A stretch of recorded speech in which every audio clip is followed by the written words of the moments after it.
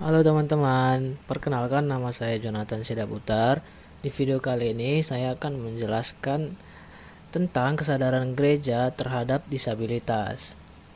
Nah, topik ini sangat relevan bagi gereja sebagai komunitas iman harus menjadi tempat yang inklusif bagi semua orang, termasuk teman kita yang hidup dengan disabilitas. Yang pertama itu pentingnya kesadaran gereja terhadap disabilitas. Gereja memiliki peran penting dalam membangun komunitas yang mencerminkan kasih Kristus. Namun sayangnya seringkali orang dengan disabilitas masih menghadapi stigma dan diskriminasi. Bahkan dalam lingkungan gereja juga dapat terjadi akan hal tersebut. Oleh karena itu, perlu meningkatkan kesadaran tentang disabilitas sangat penting agar kita dapat menciptakan gereja yang lebih inklusif dan ramah bagi semua orang. Dasar teologis yang dipakai, Alkitab mengajarkan bahwa semua manusia diciptakan menurut gambar dan rupa Allah yang tercatat dalam Kejadian 1 ayatnya yang ke-27. Ini berarti setiap orang, termasuk mereka teman kita yang hidup dengan disabilitas, memiliki martabat dan nilai yang sama di hadapan Tuhan.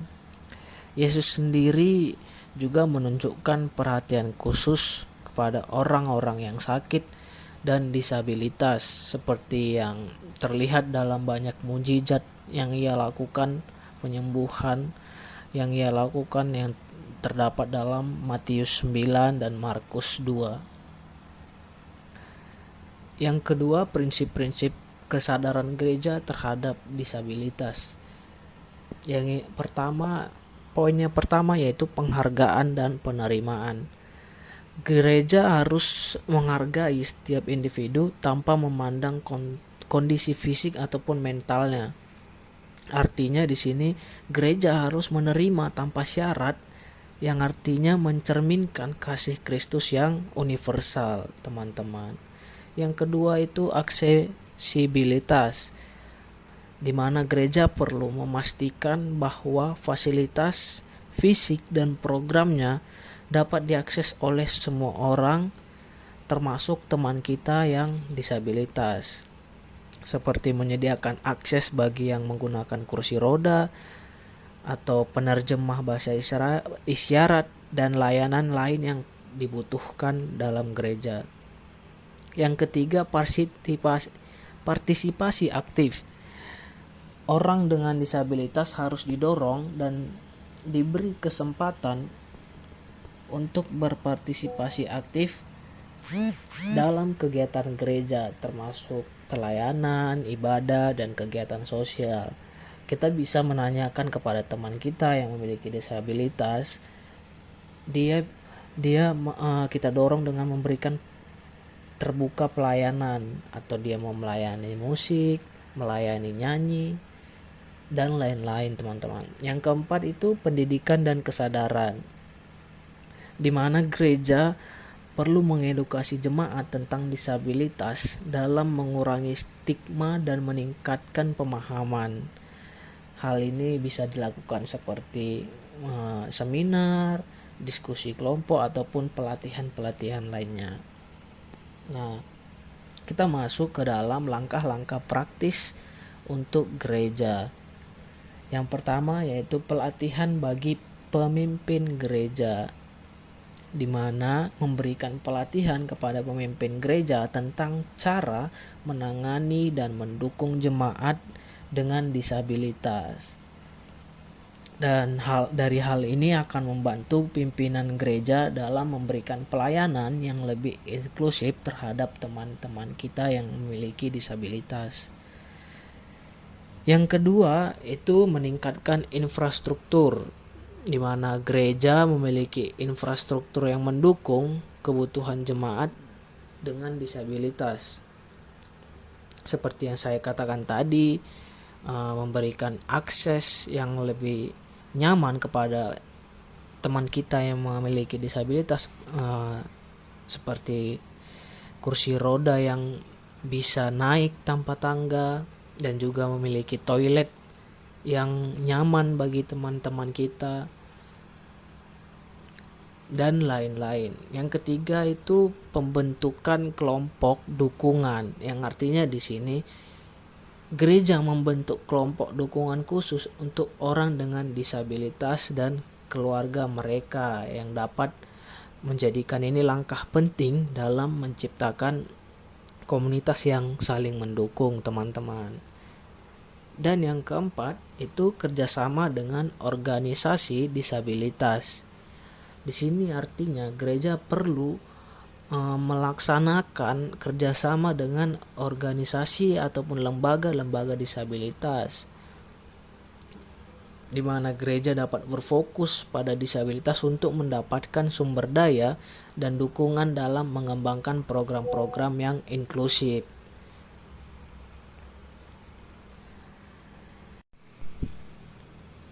Nah, selanjutnya teman-teman, kita masuk ke dalam tantangan dan solusi yang dihadapi gereja dalam mengimplementasikan eklesiologi disabilitas ini, di mana gereja dihadapi dengan tantangan dalam berbagai aspek seperti teologis, praktis, dan sosial, di mana secara teologis gereja perlu mengembangkan pemahaman yang inklusif mengenai tubuh Kristus yang mencakup semua anggota jemaat, termasuk teman kita yang memiliki disabilitas.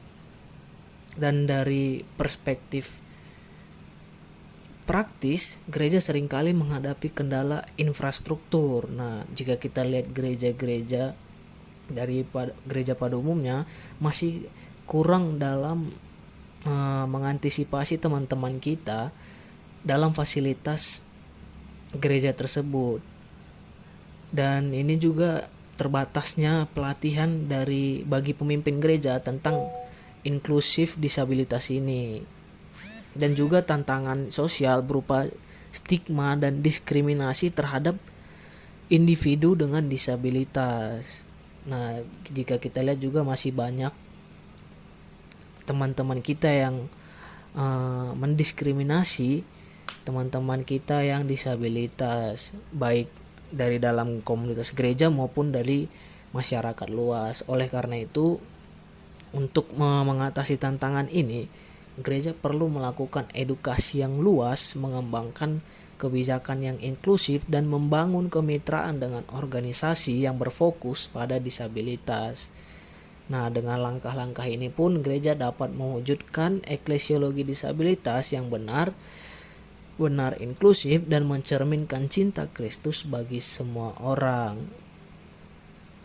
Dan juga di sini ada solusi dan strategi untuk mengatasi tantangan tersebut, di mana melibatkan pendekatan multidimensi yang mencakup edukasi, kebijakan inklusif, dan kemitraan strategis, di mana edukasi yang berkelanjutan bagi para pemimpin dan jemaat gereja tentang pentingnya inklusif dan pemahaman yang benar mengenai disabilitas sangatlah krusial. Ini mencakup pelatihan khusus tentang cara melibatkan individu dengan disabilitas dalam berbagai aspek kehidupan gereja.